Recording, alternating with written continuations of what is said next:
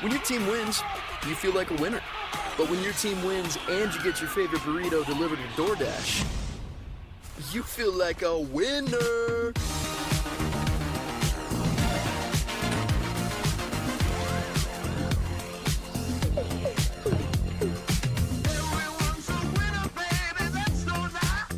Whoa, maybe that's too much winning energy. DoorDash, your door to that winning energy. New Year, same extra value meals at McDonald's.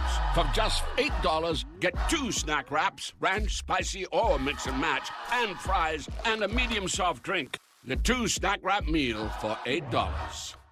Gatorade has the #1 proven electrolyte blend, designed to hydrate better than water, made to rehydrate, replenish, and refuel, so you can lose more sweat and run the game. Gatorade, is it in you?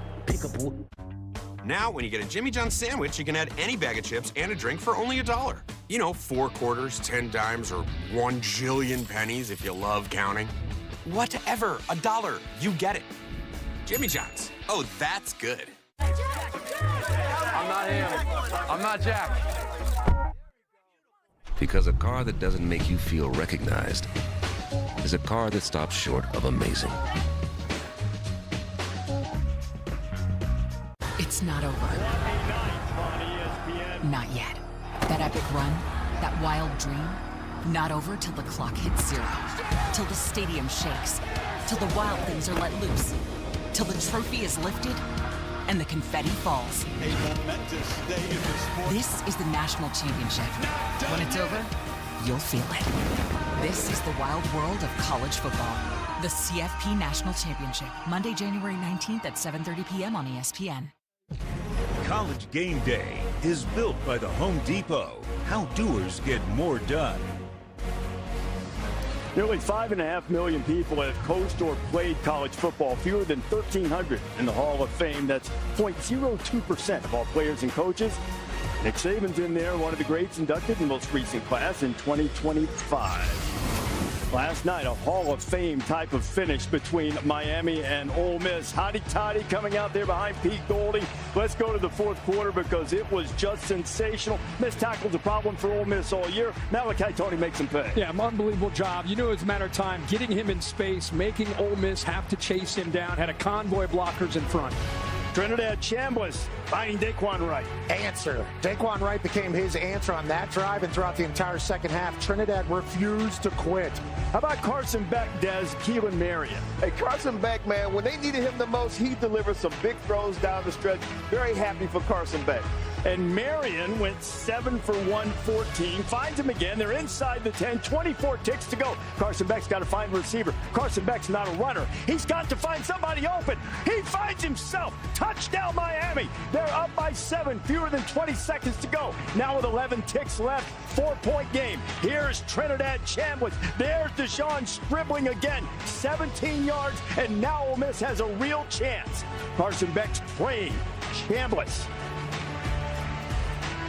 got away from the pressure, backpedal beautifully, gives him a chance, corner of the end zone, incomplete. No flags. Take the flag out of your pocket. Come on. No flags.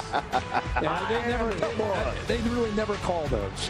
They never do. The receiver and the DB are kind of jockeying for position. Miami would beg to differ with that. Well, I'm talking Hail Marys. I'm talking Hail Marys. Defense prevents you from winning the game. Yes. That almost happened. I'm just going to say Miami should never again complain about the Ohio State call. That's it. That's payback. 20-some-odd years later. Mario Cristobal is with us now, the head coach of the Hurricanes. Mario, Mario! Got a win last night. 18 seconds. You've got the lead. Ole Miss is on the other end of the field. Now all of a sudden they're throwing into the end zone.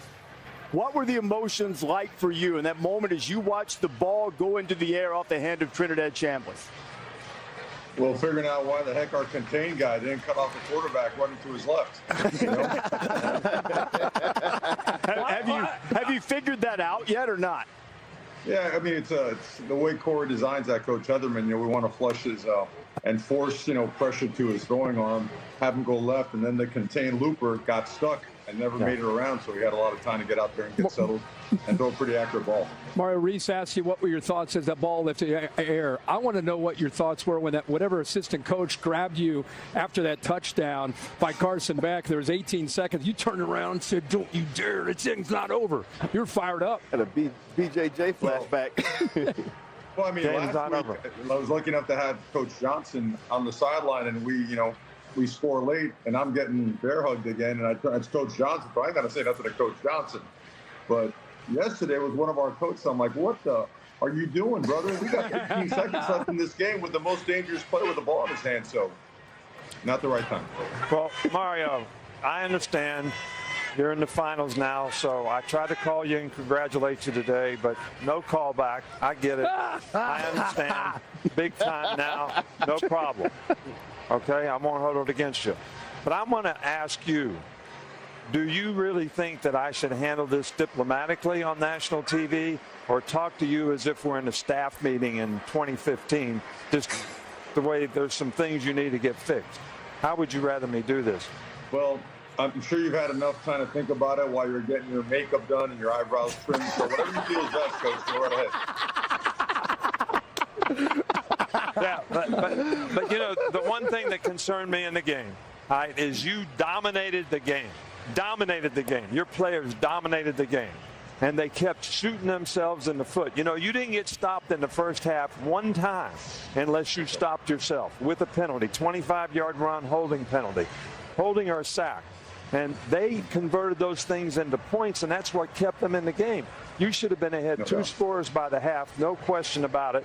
The 2 minute before the half where they stole 3 points, or if you don't have field position, it's not like 2 minutes at the end of the game. What the hell are you doing? We should have never let him get the ball back. No. All right, so.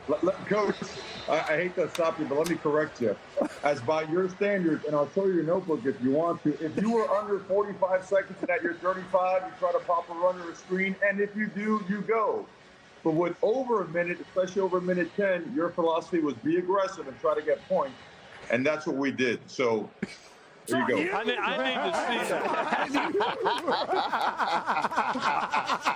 I may have changed my philosophy. Hey, TV's changed him, Coach. TV's changed him, Coach. You used to be about physicality. Now you like trick, dick, reverses, and, I saw a flea flicker last night. I saw a third down and 2, some kind of bullshit. I've never seen before.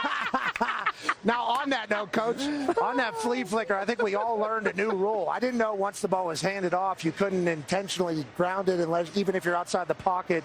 I feel like there was a lot of things, to Coach's point, that maybe didn't go the right way for your team. Whether it was penalties, whether it was a turnover, whether it was whatever, your team still finds a way to win that game. What do you think you learned about your group last night, and what do you think your group has that maybe made them prevail last night as opposed to maybe other teams you've coached?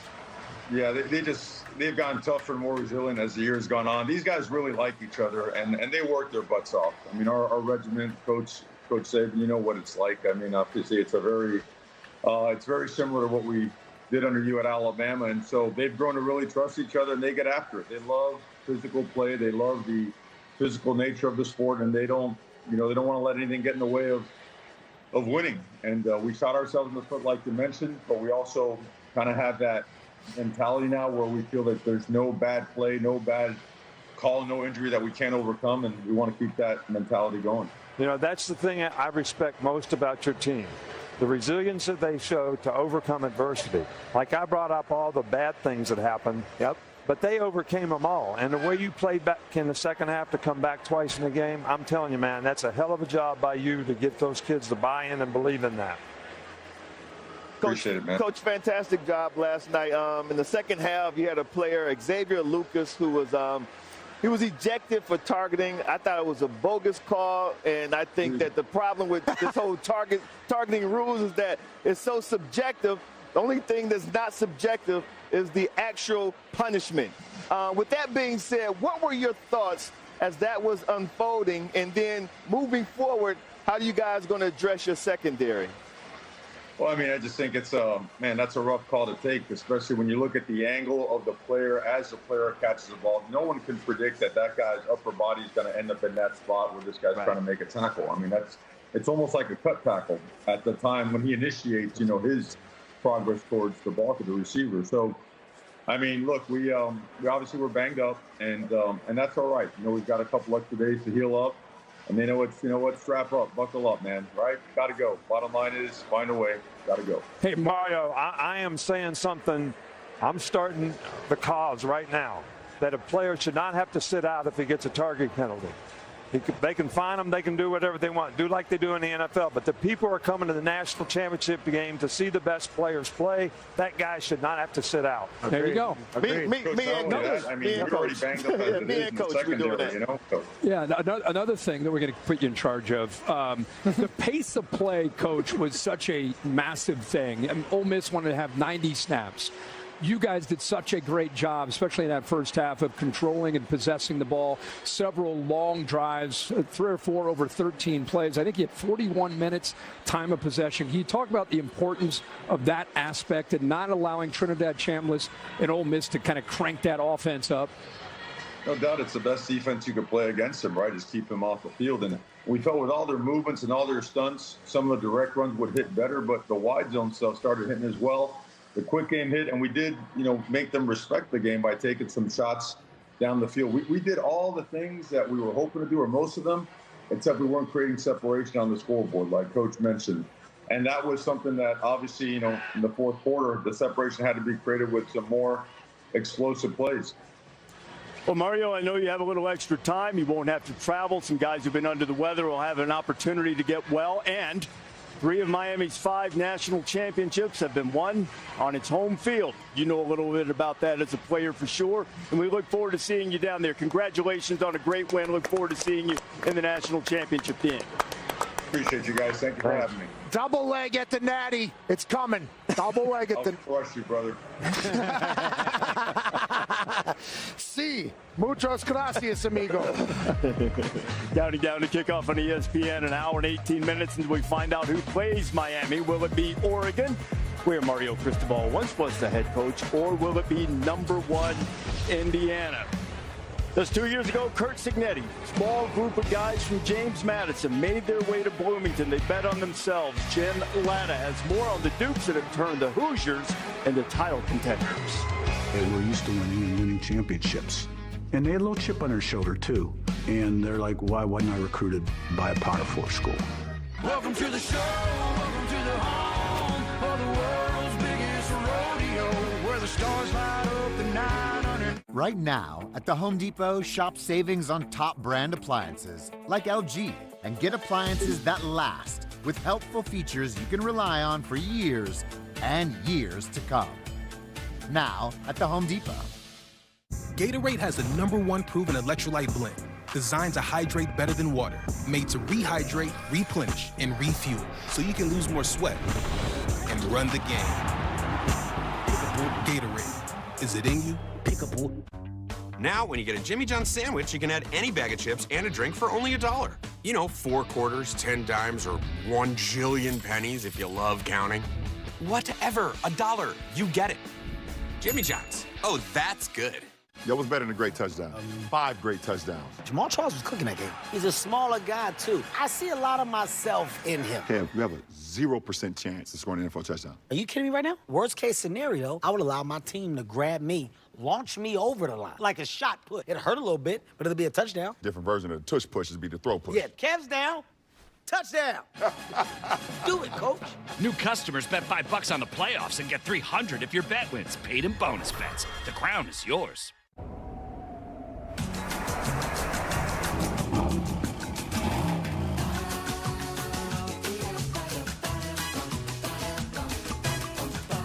Mr. Claus, you forgot this. Oh. It's never too late for an unforgettable gift. We're routing to Timmy's house. Hurry into the Mercedes-Benz Holiday Love Celebration now.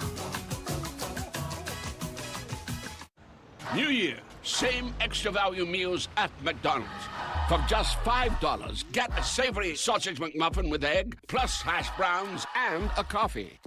The Sausage McMuffin with Egg Meal for $5. Right now, this season is unpredictable. The East is wide open, while the West challenges the Thunder. So for Inside, Primetime, Showcase, Finals, and everywhere in between, there's one place to call home. It is a wild card playoff game. I need on the sign, I'm a thought whether you like it or not.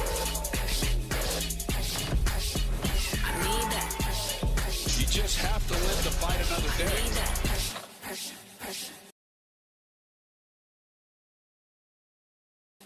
You're gonna need all hands. 911 Nashville is television's #1 new show.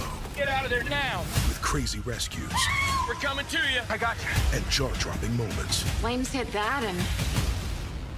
Now streaming. The city's been hacked. It would be a catastrophic loss of lives. An emergency that will touch every corner of Nashville. Every light in the city went green at the same time. Thursdays on ABC and stream on Hulu. Make 2026 your year and make your home feel brand new. It's the Rooms to Go New Year's sale. Go for stylish new pieces, beautiful new rooms, and say hello to something new for you. You want it? You got it. And at these prices, you got this too. Online or in store, start fresh. Start now. There's never been a better time to see what's possible. It's the Rooms to Go New Year's sale going on now. I would describe Coach's facial expressions during a game as just not a lot of joy or happiness when he's on the sideline. It's all business. Sometimes he has that blank little death stare and you don't know if you want to go up to him. He's intense on game day. He's intense all the time. He was like this on the sideline trying to inspect something, and there's a lot of memes going around. The best one is from this last game with his eyebrow up and the eyebrow raise, I can't really raise my eyebrow. Just a blank stare when we're up 34-0 and he's still staring at you like you haven't caught a single pass in a single game. Today's proven performance brought to you by Goodyear is Curt Cignetti, who was on Coach Saban's inaugural staff at Alabama, won the national championship in 2009. Among those great wins, he took James Madison to the national championship game in his first season as the Duke's head coach, back-to-back AP Coach of the Year at Indiana. You know, a wise man once said, Curt Cignetti has an unflappable belief in Curt Cignetti. He's put together this Indiana juggernaut largely because of the mantra of production over potential. And one of the reasons, though, is because Curt Cignetti is very adept at determining who has promise and potential. 13 guys he took from James Madison with him to Bloomington set the core of this opportunity that Indiana has of making it to the national championship game. And boy, they produced All Big Ten, All-America, Rose Bowl defensive MVP, guys that were once the Dukes of college football hoping to be the Kings. And as Jim Latter tells us, maybe there's an Oscar in there.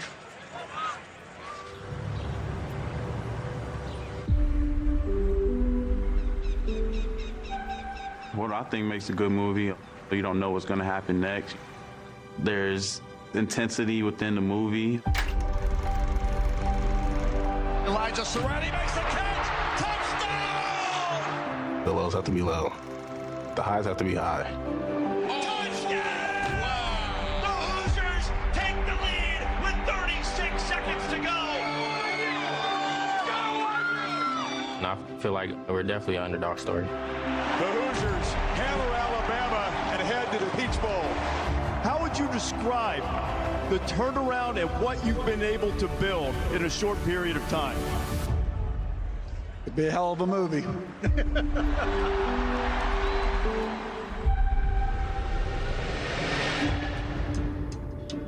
The most improbable plot twist in college football is happening in Bloomington, Indiana.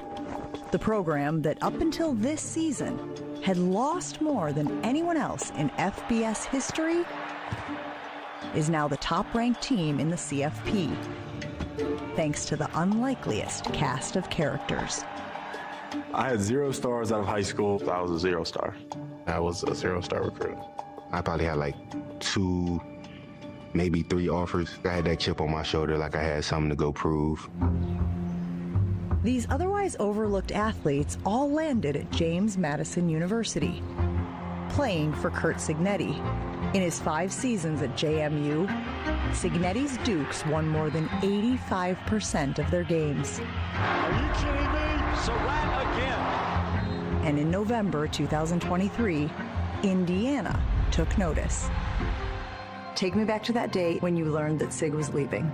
I remember sitting on the couch with some of my buddies at JMU. We're on Twitter, and there's flights being tracked from Bloomington to Harrisonburg, Virginia. At the time, we were like, dude, where's Bloomington? I was honestly sad, man, because we had such a great season. Caleb Black, touchdown, James Madison. But then I just recollect, like, hey, man, wherever he goes, I'm going to go with him. So I got here, and within a few days, we were down to 40 guys on scholarship.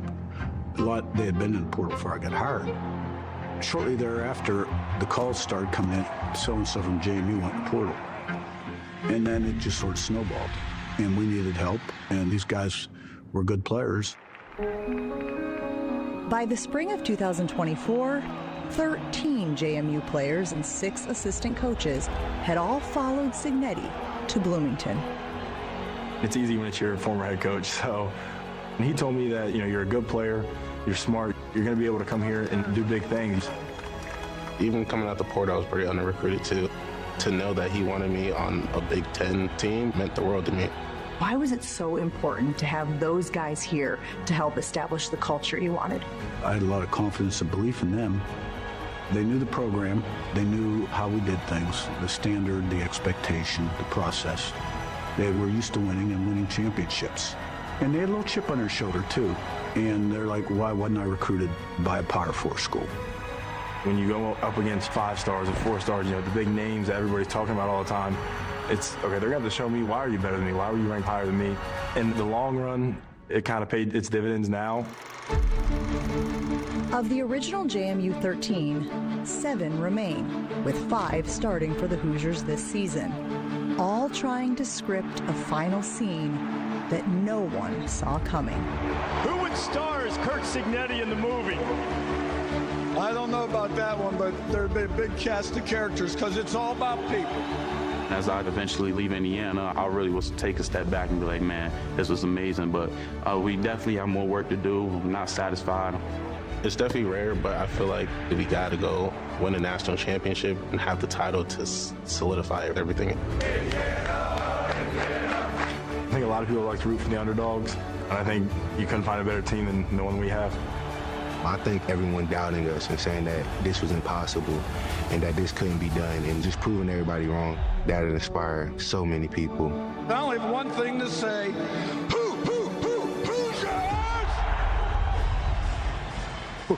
He's got a veteran team. He's, these great guys that came from James Madison right here. It's been a really impressive thing that he's been able to do. Yeah, it certainly has. It's been fantastic, and it is storybook movie type stuff. And right there at the end, he said, I only have one thing to say.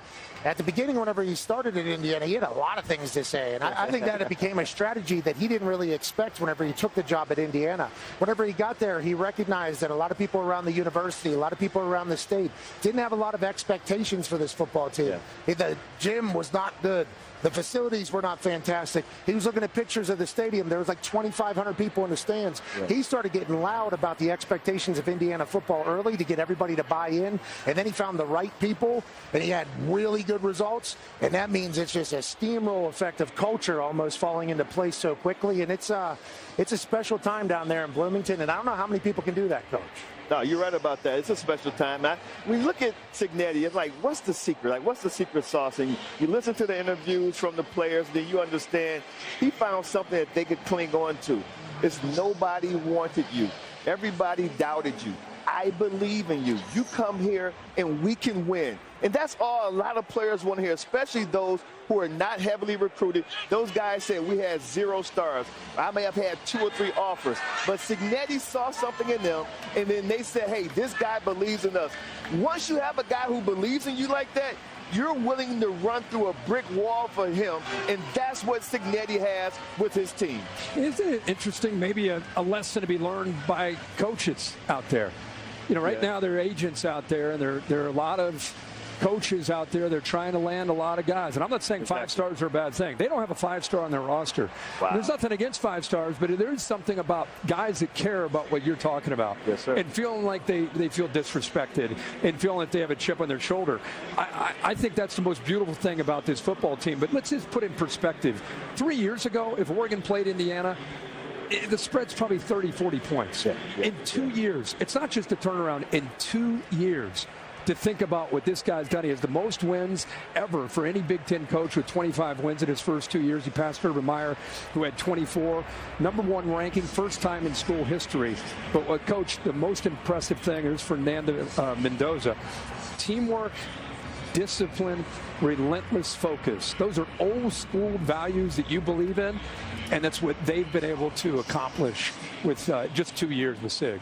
Yeah, I kind of did everything ass backwards. And I told my coaches to do it that way. You know, everybody says there's no I in team. Right. I always says there is an I in win. Because the I stands for the individuals who make the team what it is. But the most important thing is picking those right guys. Yeah. You know, that you can develop the culture that you want to have on your team. And I think that's what Curt Cignetti has done a great job of. He's got great people in his organization, coaches, players. They buy in, they're positive, they execute, they have discipline, they have the things you need to do to play at a high level on a consistent basis. And he chose that. He picked those guys. How did you do that? How did you instill that? You know what? I really think that you either know what dog you can pet or what dog's going to bite you.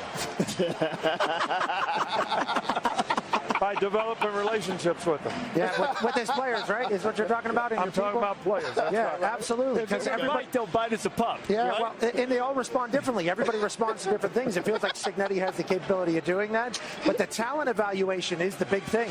Yeah. Knowing who to spend the money on is a big deal. Because whenever he hits on a couple guys, you can go tell the Cook family from Bloomington alongside Mark Cuban, hey, whenever you gave me money before, we hit on these guys. And then it just expedites quickly. But it's his talent evaluation that I think separates him. He doesn't have a GM. You know, he's the guy that's doing. I know he has a staff, but there's that's Mark pretty Cuban right there. That's a huge part of this thing. I mean, huge part of this thing. An owner, but not a GM. That's an owner, but he doesn't have a GM. He's not the biggest, though. He is not the biggest for the football team. He is certainly a massive piece of the puzzle. There's multiples down there in Indiana. 850,000 alumni. They have the biggest. They're all activated on this thing, and Mark Cuban, huge part. Yeah, I want to ask. I want to ask Coach a question. This is great right now with 0 stars and 2 stars.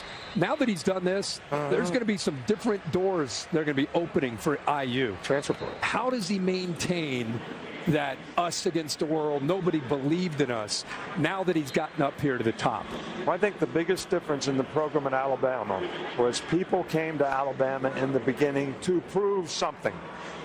But then they started to come to Alabama for what Alabama could do for them after we started winning. Right. And that whole culture changed, and it was much more difficult to maintain it, and you had to have a different approach. But to your point, critical factors of what you're looking for is really important to define to get the right people, and that's what Curt does a good job of. He got a lot of veteran guys, 28 guys in their final season of eligibility. Stanford Steve is here, no tie, like in college football. But it's been what he's been able to do is evaluation skills, picking the right guys in the portal. All of these things have really made it the unprecedented turnaround in the sport. Yeah, you guys have touched on, like, what is he going to do to continue this? You already see what he's done. He's got a top quarterback coming in. Nick Marsh, a receiver from Michigan State's a stud. The position rankings for the guys that he's got for next year are as high as anybody with what they've done. I know Lane Kiffin calls himself the Portal King. Cignetti's the Portal King. Cignetti might just be the king of it all whenever it's all said and done. You know, already has Josh Huber, the quarterback from TCU. Great pickup. Has a couple of defensive ends, got a couple of safeties, got a couple of wide receivers. I mean, they got a lot. And you know, another thing that Fernando and Sig both already have. Statues in Bloomington for what they've already accomplished. Could you imagine them going to the national championship? Yeah, right, dude. What if they bring it home? It'll be crazy. Tonight should be fun. ESPN 2. The boys and I get a chance to stand on the sideline and talk and try not to ruin a game. Last night, instant classic. Tonight should be special as well. But you know what? The last 5 games in the playoff era in this stadium, we've had a couple overtimes, we've had walk-off touchdowns, we've had missed field goals to end the game right at the stroke of midnight. They've been great. Still to come on College Game Day, Dante Moore. If Oregon is to spoil this Indiana story, it will be up to him. I never was a backup growing up all my life. Many people thought I can go anywhere across the world and go play at the university and start right away. But I kind of just told myself that, you know, it's okay to step back and, of course, learn. So if you got a fire, don't lose it. If you got to do or die, dream, do it. If you got Right now at the Home Depot, shop savings on top brand appliances like Whirlpool. Get refrigerators with space for everything. To the Dadmobile. And laundry that fans and tumbles even after it's done, so it's still fresh when you're ready to grab it, whenever that might be. Now at the Home Depot. As a kid, you believed in magic. Every now and then, you believe in it again. The all-electric RZ. Because the greatest measure of an automobile is how it makes you feel. I brought in Ensure Max Protein with 30 grams of protein. Those who tried me felt more energy in just 2 weeks. Here, I'll take that. Ensure Max Protein. 30 grams protein, 1 gram sugar, and a protein blend to feed muscles up to 7 hours. I wish we could actually catch up. Here, now you can. Over this new DiGiorno wood-fired style pizza with crispy, airy wood-fired style crust. It's not delivery, it's DiGiorno. Meet our mole, Alexander Hale. My eyes and ears have been hacked, and whoever did this is using the information to compromise operations all over the world. We either save the mission or save his life. You have to win. It can't be for nothing. What are you going to do? Whatever it takes. What happened to you? Top secret spy agency's trying to kill me because my eyes and ears have been hacked.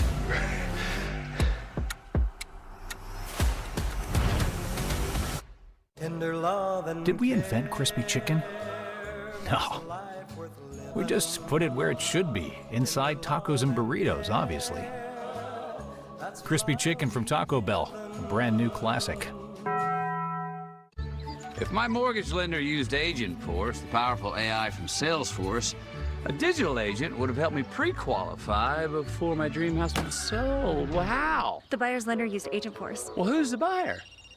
Hey, brah. Welcome to Casa de Wood. Oh, jeez. Morning, Mr. Harrelson. Pool's open next week. Bathing suit optional. Agent Force helps lenders prevent finance fiascos. It's what AI was meant to be.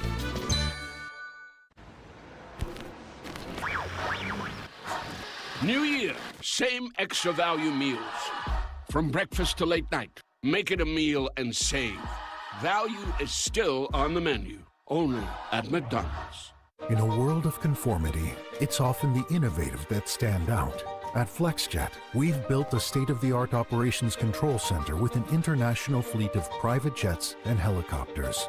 Our Red Label crews are leading the way in pilot compensation, all supported by one of the world's largest maintenance networks. This is our timeless dedication to you.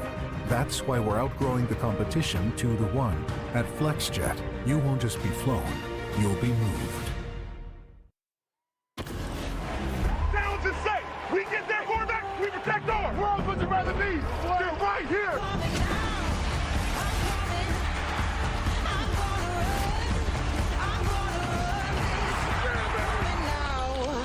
Wildcard weekend wraps up. Texans and Steelers. You see where you can see it. Peyton and Eli on ESPN2. All starts at 8 o'clock Eastern time. It's going to be a tremendous wildcard weekend, and teams not in the playoff hunt. Most of them looking for quarterbacks. That might very well be their choice. Dante Moore, supremely talented for Oregon, hasn't thrown an interception in 6 of his last 9 games, though he did throw a couple when he last faced this Indiana defense. Now, he'll push the ball down the field, and he's been very efficient when doing so. You see his QBR, completion percentage, and passing touchdowns, all in the top 3 in the country. And his journey to this point, where not only is a leader, but a coveted commodity, hasn't always been the straightest. Here's Ryan McGee. Could score, will score. Dante Moore, touchdown Oregon.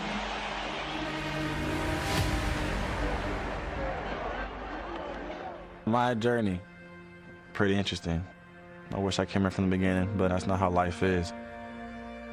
Life is rarely a straight line. It certainly hasn't been for Dante Moore. In 2022, the Detroit 5-star quarterback committed to Dan Lanning's Oregon team, largely because of his relationship with then offensive coordinator Kenny Dillingham. When Dillingham left for Arizona State, Moore decided to join Chip Kelly in Los Angeles. So I went to UCLA, played there my true freshman year. Went through a lot of adversity, a lot of mistakes, but That's what happens when you're 17 years old playing in college football. I was mentally going through it. And of course, when you're not at your best, you can be having a lot of thoughts going on. For the first time in his young life, Moore was in need of a football lifeline and went looking for one in the transfer portal. For the second time, Eugene came calling. I think we both were just excited, and it felt right away like this is where he wanted to be. I knew I wanted him here.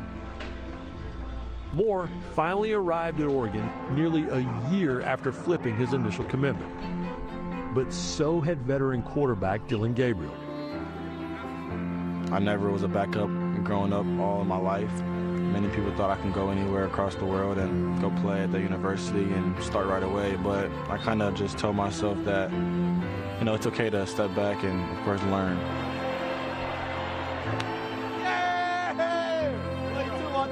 I think it shows a level of maturity that doesn't necessarily exist. I think he saw long-term, you know, there's an opportunity to be able to learn and thrive here at Oregon. And it wasn't so much about how fast I can get on the field, it's about what it looks like once I do get on the field.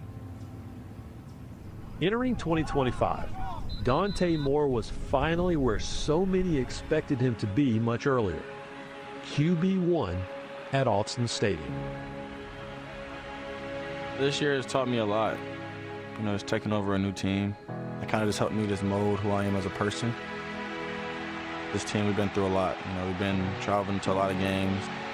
We've been through tough situations, 2-minute drives, game-winning field goal kicks. One of the craziest football games we have seen, but put it in the win column. Kind of just helped me, you know, appreciate the game of football. Of course, it's been good moments. I just keep building off of, but I'm not at my best yet. I'm still looking for that.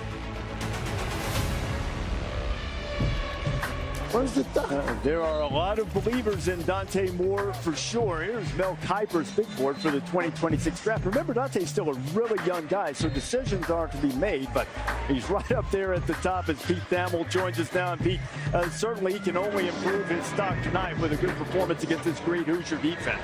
Absolutely, Reese. Well, for Mel's big board to become a reality, we still need a decision from Oregon's Dante Moore. Look, we know what Fernando Mendoza is going to do. Indiana's already gone out and got Josh Hoover, as Kirk just said, for next season. He was TCU's quarterback last year. Sources have told me that Dante Moore has not yet indicated to Oregon what he's going to do next season. Who would go number one if both went out? Called some scouts today. They predicted Mendoza. They said he's ready to go score 28 for the Raiders right now. Moore has only started 20 games. The line of demarcation that the NFL tends to use is 25 starts. So what would Oregon do? Sources have told me to look for Dylan Raiola's name to potentially emerge as a Duck. Raiola hasn't done anything since he entered the portal. Oregon hasn't hosted any quarterbacks since the portal opened. Here's the big question, Reese. Would Raiola go and redshirt a season if Dante Moore came back the same way Dante Moore came and redshirted a season behind Dillon Gabriel last year? It's a fascinating question, Pete, one that we'll find out the answer from Dante Moore at some point, but there's going to be a lot more questions asked of Dante Moore and a lot more on him tonight, potentially the way their receiving corps and their running backs are banged up. Yeah, you know, it's been like that for him all season long. He had wide receivers in and out of the lineup throughout the season. And obviously, if you're a Ducks fan, you watch what happened the last time you played Indiana, you say, how can we get more offense? How can we sustain some level of success? Well, I'm going to show you what to look for when Oregon's on offense tonight, because they need to see Oregon needs more of this. High percentage throws, better protection, and then the mobility of Dante Moore. Now watch it right here, the RPO game. He's going to RPO off the linebacker right there on the top of the hash mark.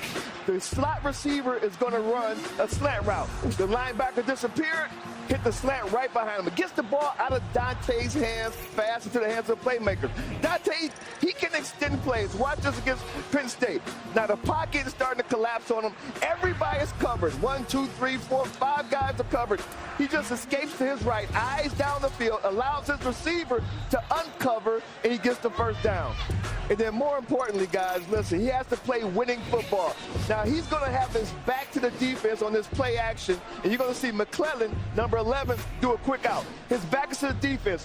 When Dante turns around, he's surprised the DE changes his arm angle because the defensive end was in his face, and as opposed to having 2nd and 10, It was just 2nd and 8, which is a manageable down the distance. He's going to have to play winning football tonight against this Hoosiers defense, Kurt. Yeah, Des, I wonder if they're going to be able to run the ball. This talk about the injury to the backfield and what they're going to be able to do. They did not run the ball well the first time. 81 yards against them. Coming off their worst rushing game of the year against Texas Tech, under 2 yards a carry.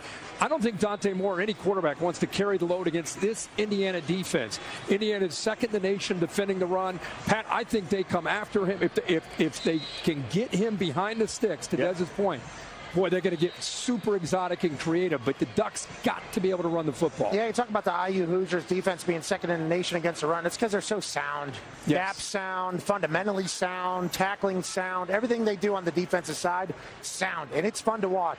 Defense coordinator Haynes is a mad scientist back there, too. He's going to show some pressure. They're going to get back into perfect coverage. They're going to drop in. They're going to do their thing. 73% zone, not good news for Dante Moore, who has not done great against zone. Look for Indiana to drop in about 80, 90% zone with 9 interceptions, I believe, for Dante Moore. All of them coming against zone as opposed to man-to-man, and that's where Indiana kind of hunts. I have some film on some studs that are on this Indiana defense that you're going to hear about a lot tonight.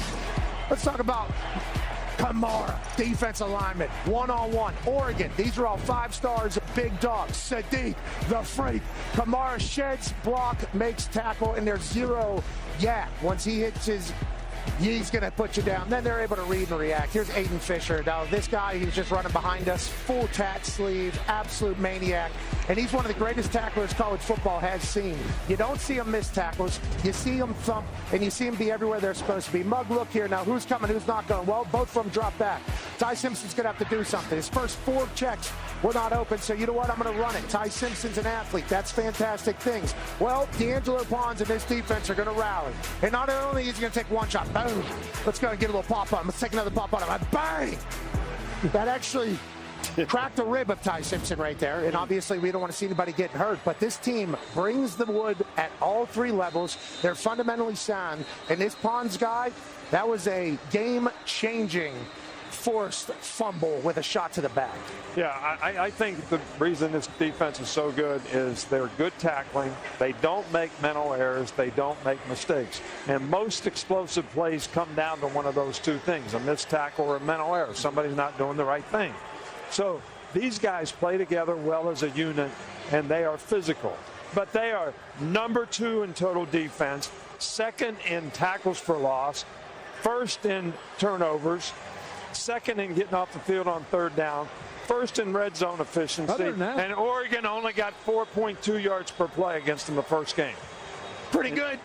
And not able to get in the end zone in the red zone against them the first time around. We'll talk more about that first meeting between the Hoosiers and the Ducks right after this.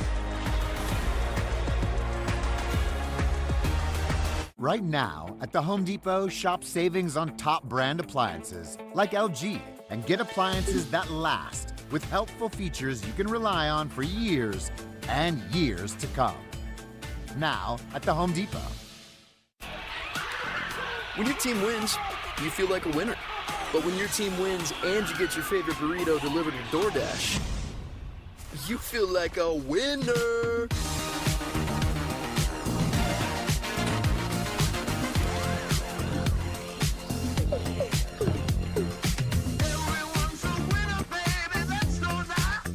Whoa, maybe that's too much winning energy. DoorDash, your door to that winning energy. New Year, same extra value meals at McDonald's. For just $8, get 2 snack wraps, ranch, spicy, or mix and match, and fries, and a medium soft drink. The 2 snack wrap meal for $8.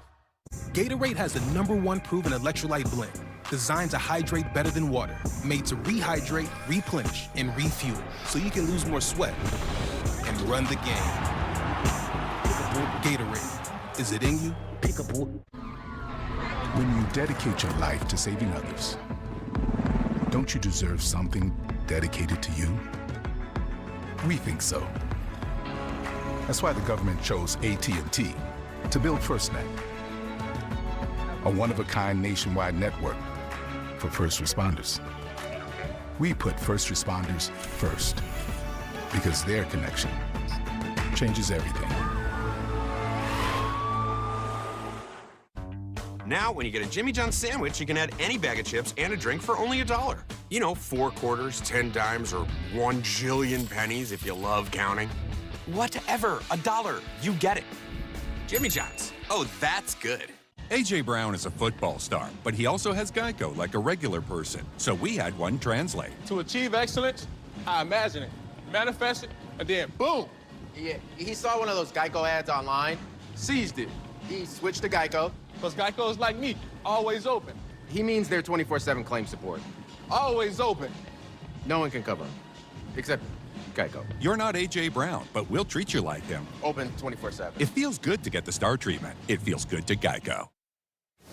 Changing the way they think, breaking their will, and that's the best way to do it, running the football. What it means when Coach Sig talks about imposing your will means no matter what the score is, still being dominant and still executing at a high level. Run games is exactly that, imposing your will against the other team, and that's being dominant. Imposing your will means play the Indiana brand of football. The run game and offensive line are the heart and soul of our offense. I think the run game embodies breaking someone's will. It's just punishing downhill and can really beat you up. They broke Alabama's will. They've done it to a lot of teams. That Indiana offensive line, led by the MVP on the offensive side in the Rose Bowl, makes 78, Pat Coogan, who's on this stage for the second straight year. He was a starting center for Notre Dame a year ago, and he'll guide that offensive line through its paces against Oregon tonight and try to open up some room for the running backs. Both Roman Hemby and Kalen Black. Hemby, the transfer from Maryland, another 1,000-yard season for him. It's over 44 minutes until they kicked off. These backs, he and Black both, they run so hard. It's like they're trying to prove everybody wrong every carry. Yeah.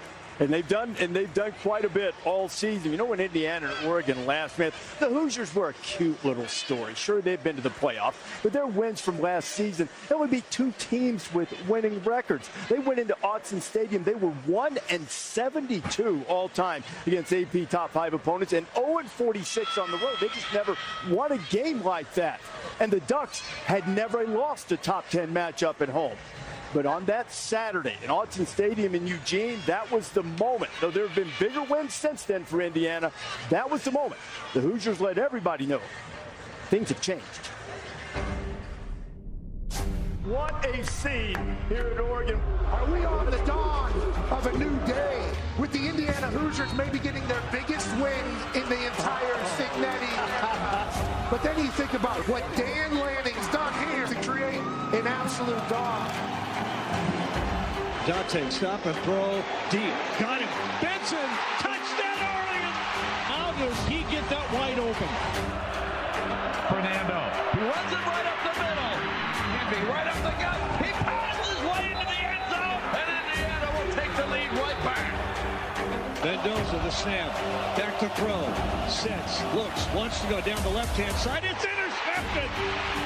Touchdown Oregon. Holy cow.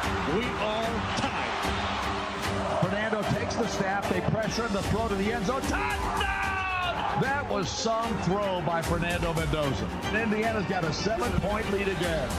Oregon has to score points here. Snap back to Moore. He throws it.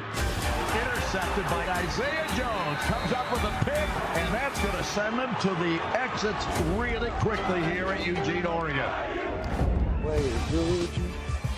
To have a full appreciation of that day, you have to understand what it felt like going into it, what Indiana proved that day. And they've proven all season that they're going to make more explosive plays than you. They lead the nation in explosive play differential, and they have every weapon you'd want, and they use them all perfectly. It's not only the explosive plays. I think the balance that they have is, you know, Mendoza gets a lot of the attention, and he should. The receivers have done a good job, but really, to me, if you watch Indiana all year, it starts at the line of scrimmage. Like most good offenses, they pound you into the ground. And I think they have a couple backs we just talked about, how they kind of run with a purpose. There's our guy, Pat Coogan, right there. And let's talk about the physicality. Oregon knows. They've seen it. They better be ready to be able to negate this at the line of scrimmage. You know, Dan Lanning has challenged them to be ready for that battle at the line of scrimmage because IU wants to steal your will.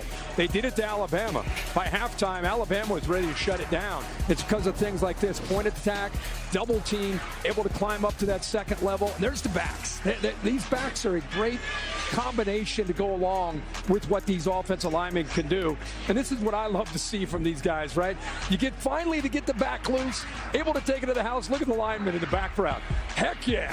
Count it. We got it. I love to see it. You know, they're happy for their guy. And their guy comes back and is always quick to celebrate with these offensive linemen. It's a united front. And I think if you're Oregon, you better come up with initially, as Coach Saban would tell you, stop the run game before they do anything, or it's going to be a long night. You giving them the Rose Bowl offensive MVP was a cool moment in sports, so thank you for doing that. And then watching them celebrate Pat Coogan and the offensive line was special. That was amazing. And this guy right here, I know what Mel Kiper Jr. is saying. He's 6'5", 230. Okay, he is a football machine and has beers with the boys.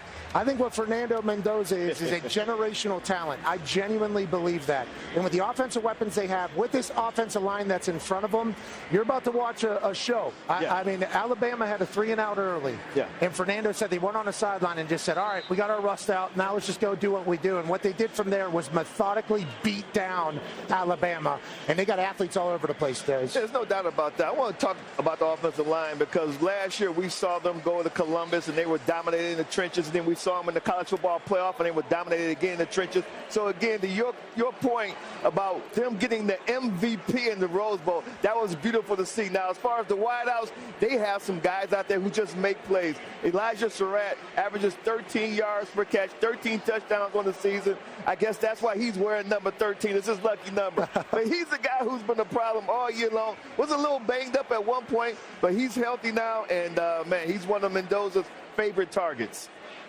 Well, you know, you talked about their balance. Yeah. The number one thing Oregon's defense needs to do is get Indiana off schedule. Mm-hmm. And that starts, to your point, with stopping the run. Yeah. But all the advantage throws, the screens, the bubbles, all the things that they do on the perimeter, that's just a part of their run game. Right. Right. So you got to stop that, too. And then you got to get off the field on third down. Yeah. So how are they going to control the line of scrimmage and eliminate some of these things from Indiana's offense? Now,